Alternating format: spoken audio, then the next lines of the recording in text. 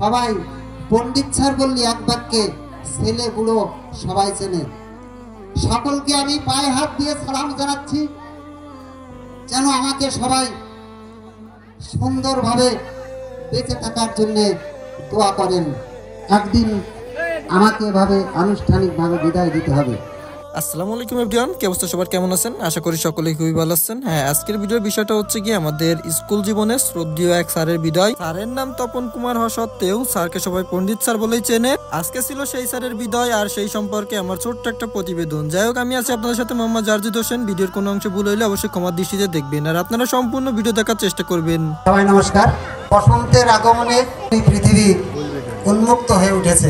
ঠিক সেই সময় বার্ষিক ক্রীড়া অনুষ্ঠানের সাংস্কৃতিক অনুষ্ঠানের প্রাক মুহূর্তে আয়োজিত এই অনুষ্ঠানের বিদায় সম্পর্কে আমাকে বিদায় দেওয়ার যে অনুষ্ঠান হয়েছে, সেই অনুষ্ঠানের তো যাই হোক, স্যার এইখানে গত যে কয়েক বছর ধরে আমাদের এই স্কুলে ছিল সেই সম্পর্কে স্যার কিছু কথা বলতেছিল, এবং তার প্রিয় ছাত্রছাত্রীদের সম্পর্কে কিছু কথা বলতেছিল, এবং নিজের যে ভালো মন্দ দিক তিনি এইখানে সেগুলো বলতেছিলেন। তারপরেও স্যারের সম্পর্কে বেশি কিছু বলবো না, অল্প কিছু কথা বলবো। সেটা হচ্ছে কি 2015 সাল থেকে 2019 সাল পর্যন্ত স্যারের কাছে টোটাল গত 5টা বছর স্যারের কাছে ক্লাস করছি। তিনি কিন্তু আমাদের অনেক ভালোভাবে ক্লাস নিছেন। তারপরেও তিনি আমাদের সাথে কিন্তু ফ্রেন্ডলি যে একটা ভাব, সেইভাবে কিন্তু আমাদের সাথে মিশতেন। যাই হোক, কিন্তু স্কুল লাইফে একজন পছন্দের স্যার ছিলেন, বর্তমানেও কিন্তু পছন্দের স্যার থাকবেন। ইনশাল্লাহ আগামীতেও স্যার পছন্দের থাকবেন। আমার মনে হয় না স্যারের এই জায়গাটা আমার থেকে কেউ নিতে পারবে। তো স্যারের বিদায় ডেট ছিল 2025 সালের 14 জানুয়ারি। সেইখানে কিন্তু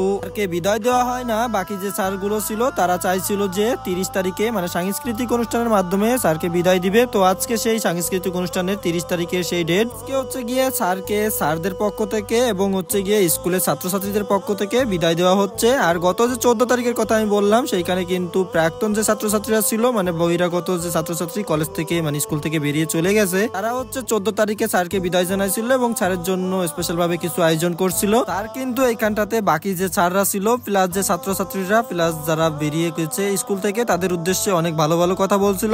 ভাবিনি একদিন আমাকে এভাবে আনুষ্ঠানিকভাবে বিদায় দিতে হবে। বিদায় কথাটা মর্মান্তিক।